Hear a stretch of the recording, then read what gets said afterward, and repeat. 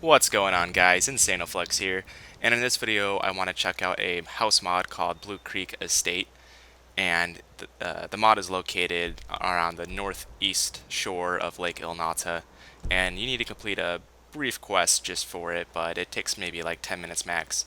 Basically, you kill about 5 or 6 bandits outside, and then loot their bodies, and you get a letter, and the letter will direct you to Falkreath and the inn called Dead Man's Drink, and then you need to buy the house from an NPC there, and buy the Bluecreek Estate from him, the house deed. And then once you buy the house deed, it's really pricey for my character that has 100 in every single skill. Since he's my mod review character, it was about 50k gold, and it scales depending on your mercantile skill. But after you buy that deed, you get a whole bunch of new NPCs, you get access to the full estate, you get a gold mine, a lumber mill, 3 followers, etc. And I'll go over that in a bit.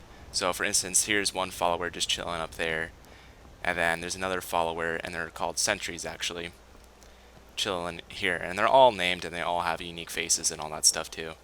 I just call them sentries because that's what the mod author says. So for instance, you can go ahead and run up to this guy and say, May the gods follow watch me, over your battles, friend. and he'll be your follower for a bit. So overall, the mod is pretty big, and there's a little bit of impact to performance because of the size. And if you have any other mods that edit these cells, I would check to make sure that they're compatible. But as far as I know, I believe there's a cell around right here, and then down here there's a bridge. There's a little path that leads down here, there's a bridge across, and then the trail leading up here.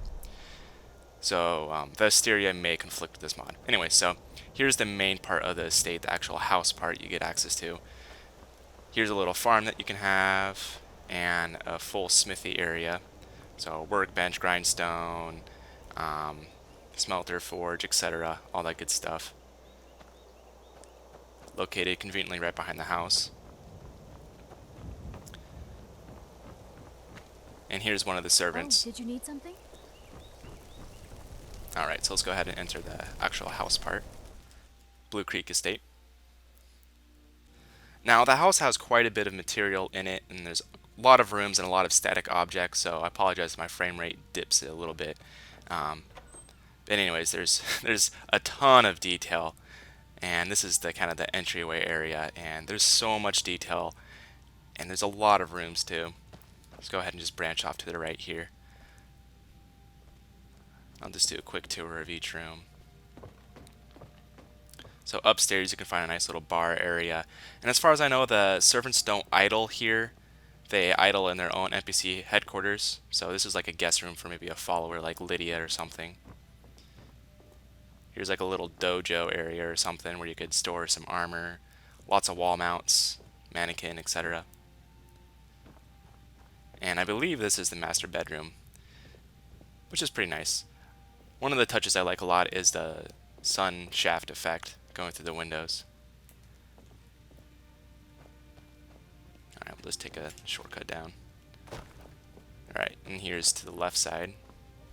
Little study area for mages or dining. And then, really cool part of the room is this room. I like it. Just because the shelf is kind of out in the open, so you can walk around freely. Chanting desk, alchemy table, and just as a note, the mod is supposedly fully nav meshed, so it works with followers. And if you want to have a married companion here, go ahead and download one of the mods that allows that.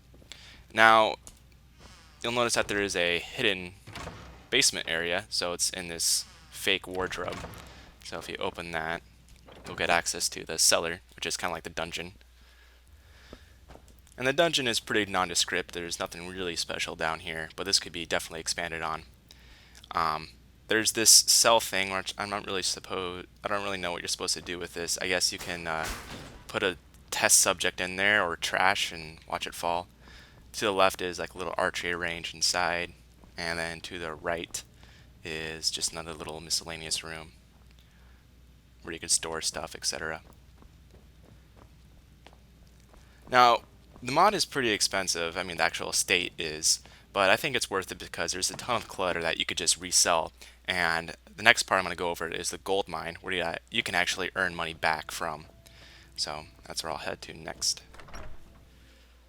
So yeah, the estate part where you live in is pretty solid, but probably the best highlight of this mod is that it's such a big estate mod. I mean, it really is an estate, and it's very well crafted. There's tons of detail in every single corner, and I'm just kind of mountain climbing right here down. There's a nice fully featured lumber mill. You know, you got your NPCs just strolling around. This is the servants' quarters right there, but I said I was going to go check out the gold mine, so let's go do that. Now, the coolest feature about this gold mine is that it has a chest inside that respawns like every 1 or 2 days, or maybe 3, of what your miners mine, and gives you gems, gold, or I guess other ores too. I'm not really sure, but I'll show you the location of it. So it's just inside the mine here. There's 2 rooms that branch off to the left and right that have some ore and other miscellaneous clutter to look at. And then there's this big chamber room, and I mean, of course you can take everything. Oh yeah, I really needed that wooden bowl. Oh, and that pickaxe too. Oh, just all over the place for picking stuff up. Alright, so this is the chest that has earnings in it. So the gold mine earnings chest. And so every couple days or so, that'll have some loot that respawns in it that you can take. And so it's kind of like a good source of income. There's a couple of the miners.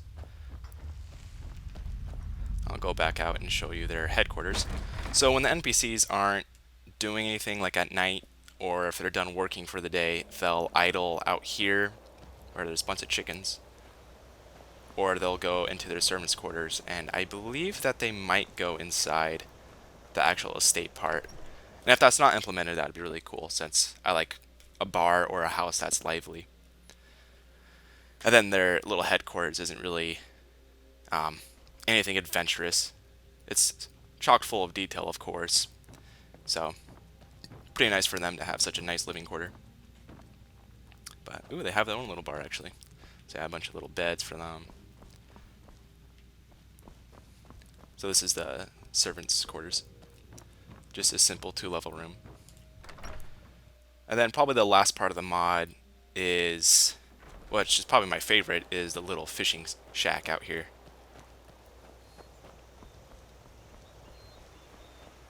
And then if there isn't a tanning rack at the forge, you can find a tanning rack here.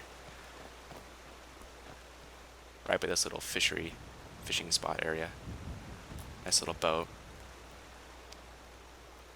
So yeah, this is Bluecreek Estate, and I definitely recommend it if you're looking for kind of like a big mod for, you know, to claim as your player home, I suppose. And then once again, I'll start doing a couple more real estate videos, because that's actually why I wanted to start doing mod videos, was to maybe do a couple of mod spotlights, but I was pretty much going to dedicate my channel just to doing real estate videos. And I've just been really neglecting that. I've made a series back in May called Skyrim Mod Real Estate, and I named it #1 thinking that I would do it every single week, but that kind of fell off the radar when I like doing a weekly showcase thing. So hopefully I'll do a couple more of these, and I'm just going to entitle this series Skyrim Real Estate.